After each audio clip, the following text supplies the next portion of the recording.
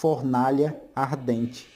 Nesta história inspiradora, 3 jovens judeus, Sadraque, Mesaque e Abed-nego, enfrentaram um desafio monumental na antiga Babilônia.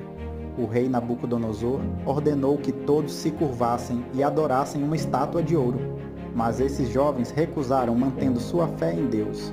O rei, furioso, ameaçou lançá-los em uma fornalha ardente. Mesmo diante disso, eles permaneceram firmes em sua fé, preferindo a fornalha ao comprometimento de suas crenças. O rei, com a recusa dos jovens, ordenou que a fornalha fosse aquecida 7 vezes mais do que o normal, lançados nela.